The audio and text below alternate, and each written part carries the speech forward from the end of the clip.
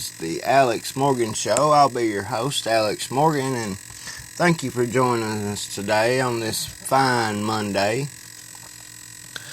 I've got a lot in store today, including a very, very interesting interview with our president, Mr. Donald Trump, and Judge Jeanine Piero.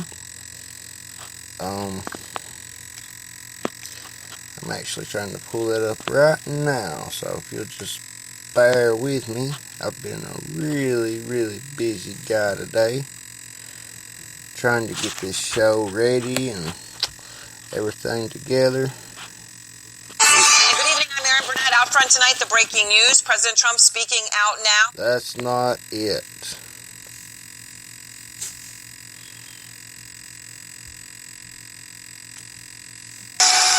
Hello and welcome to Justice. I'm Judge Jeanine Piero. Thanks for being with us tonight. These briefing of American history and decisions were made. It's true. Very special room, so thank you. Thank you. All right, so how was your week? Well, I think it was great. I mean, we did a tremendous amount of work. Natural gas going to China, cattle going to China. We opened it up, you remember, years ago where they really stopped any cattle from being sold into China, and now China's just opened it up to our farmers and our cattle folks, and they're very, very happy about it. So we have a tremendous amount of things happening literally today. But, and I have to interrupt you because I think that in spite of all the great things that we can talk about, the Jim Comey story got, in the middle of everything. Was this the wrong time to fire Jim Comey? Well, there's no right time. Let's say I did it on January 20th, the opening, right? Then that would have been the big story as opposed to the inauguration. And I was thinking about it then. I was thinking about it during this period of time. There's really no right time to do it. But, I'm okay with it. As you know, I have the decision to make, and I have to make the decision. He agrees that I have the absolute right to do it. Everybody agrees. Right. I guess I was a little bit surprised because all of the Democrats, they hated Jim Comey. They didn't like him. They wanted him fired or whatever. And then all of a sudden they come out with these glowing reports. Look, it's politics. The media's in a frenzy. And so given that some of these congresspeople thought he should have been fired, they called for an investigation even of Jim Comey. Doesn't it suggest to you that it isn't even about Comey? It's about anything that you, as president, it's true. That's exactly right. Beyond being a hypocrite, you have these tremendous level of hatred toward him, especially during that period of time with Hillary Clinton, where he gave her a free ride. He gave her a free pass like nobody's ever gotten a free pass. And during that period of time, the level of hatred by the Democrats, also the Republicans, to be honest, because first she got a free pass, and then he came out with Comey 2, and then he came out with Comey 3, and the ultimate thing is he gave her a free pass. So they should have liked her. Well, they should have liked him, but because he did what he did for her was unbelievable. With all of the guilty, and they goes, but she's not guilty. The fact is that we're on to other things, and we had the right to do it. We made it. There is no good time to do it, Jeanine. What I'm most proud about is what's happening with the country. You look at jobs are way up. You look at what we're doing in terms of trade deals. It's going to be unbelievable, the trade deals we're making for this country. We have the worst trade deals ever made by any country anywhere, and we're making them into great deals. The business that we're now reopening with China that's been gone for many, many years, especially when you look at natural gas, and especially when you look at the deal we just made on cattle. It's really something special. Is all of the good things and the good stories that you can talk about, whether it's a passage of the health care bill by the House, and after we're doing very well with health care. By the way, it wasn't really an initial failure. It was just a continuation of a negotiation. All right. But we're doing I think we're doing very well with that now. That's before the Senate.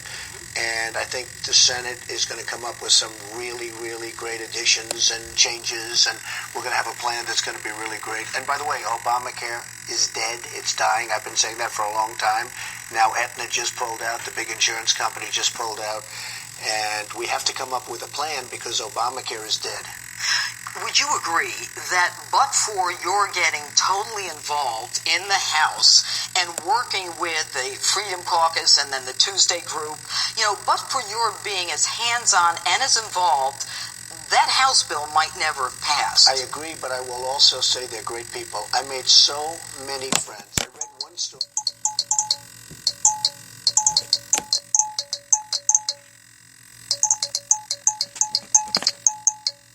Well, that thing just went crazy, folks. I apologize for that.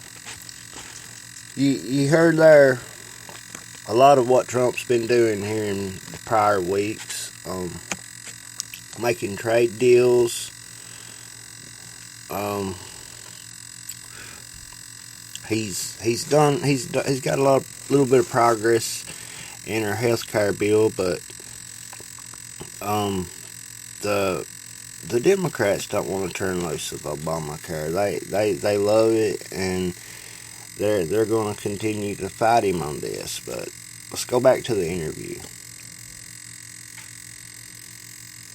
Story where this was like an indoctrination of Trump, because I didn't know a lot. I was in business, and I didn't know a lot of these congressmen and congresswomen. They're great people. I met so many people that I really like, and it was very intense. A lot of people wondered if Trump was very much involved. I was speaking to 30, 40, 50 a day. I got to know a lot of them really well, and they're great people. We have wonderful people representing this country, I can tell you. But given what it took you to really get involved to get the House bill passed, doesn't that suggest that in order to get your agenda accomplished, that same kind of hands-on has to apply to Democrats and across the aisle? Well, they're obstructionists. What they want to do is obstruct and delay. And there I'm actually go. very surprised with Chuck Schumer, because I know him. I've known him for a long time. I really am surprised that he's become such, he's gone so far left in order to get into the Elizabeth Warren group that I think he's hurting himself. I think he's hurting the Democrats very badly, but he has really been brought to the left. And I also don't think they can win any more elections unless they start changing their tune. But they've become very obstructionist, and all that means is delay and all of the things that they do. And we're going to end up winning. We've been winning. We won, and now you look, we have the House, we have the Senate. Don't forget, before the election, the Republicans were going to lose the Senate, they're going to lose the House, and they're going to lose, of course, the presidency. Yeah. It was 2 weeks before the election. I was watching your show, and you were like, not happy, I have to say. I know you're fair and balanced and all of that stuff, but you weren't exactly thrilled by the numbers that you were seeing. And that last 2 to 3 week period was sort of amazing what was going, because you started seeing very good numbers started to come. But the point is that we were supposed to lose all three. And Folks, it's no accident what happened during the election and afterwards, after the Republicans dominated the whole entire election. This is a great movement that we've got going. It's a freedom movement for free speech and pro-life and all that. And the only way they can stop us is if we lay down and just quit. That is the one thing that we cannot do. We've got to quit. We've got to stop these people from making their bills go more left and more left and more left. We've got to get good people in Congress. We've got to get good people in the Senate. These Democrats, folks, they don't have our best interest in mind. A lot of the Republicans probably don't either, to be honest, but at least they don't consider themselves liberals. Their definition for a liberal and mine are two completely different things. I'm going to go ahead and look liberal up on Google.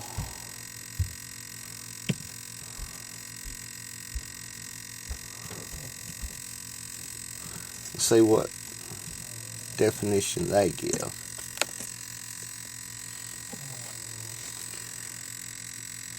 Liberal. 1. To open to new behavior or opinions and willing to discard traditional values. 2. Of education, concerned mainly with broadening a person's general knowledge and experience rather than the technical professional training. Synonyms: wide-ranging, broad-based, general. What they see, that's not even a really good definition of a liberal. A liberal, folks, has a lot of socialist and Marxist beliefs, whether they want to admit it or not. They're against the Constitution. They're against everything that we, the American people, stand for. That's just point blank. Let's get back to this interview. And not only do we lose all three, they said it will be perhaps the greatest election failure in the history of this country. And I said, wow, that's bad. But it was for them. And we ended up winning all three instead of losing all three. Right. And it became one of the great successes. I will tell you, and I think we're doing even better than that in terms of... Mr. President, your agenda is not getting out because people are caught up on the Comey issue and ridiculous stuff. I agree. How do you get rid of Comey? I think who in your press office says one thing, the vice president says another thing? How do we resolve...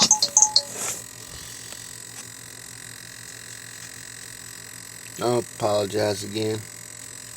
It's an interesting situation. I actually said today, let's not ever do any more press briefings. You know, they're getting tremendous ratings, and especially the fake media.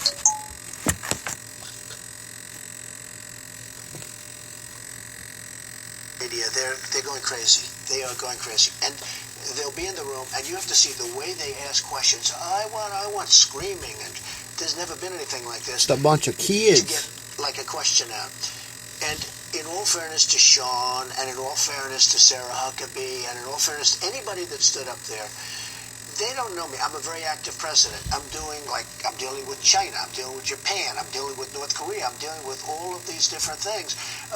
Russia came in to see me, the foreign minister, the other day. And right after that, they didn't say this, but right after that, the foreign minister from Ukraine came in. I said, fellas, you got to get peace. They only talked about Russia coming in, okay? And we took pictures. They took pictures. We released the pictures. They made a big deal out of it. Everybody knew he was coming. You see how they shape their narrative? The media, they have a narrative to keep, and it's pretty much whatever the Democrats are saying or doing, or whatever they have in mind, and they're very biased. They're not fair at all. You can even see Fox News leaning to the left at times. But yeah, they've got a narrative that they strongly push, whether the public realizes it or not. And he was scheduled to come, but they didn't talk about Ukraine. The point is this: when we have those press conferences, I actually said we shouldn't have them because Sarah Huckabee. That's been 100 years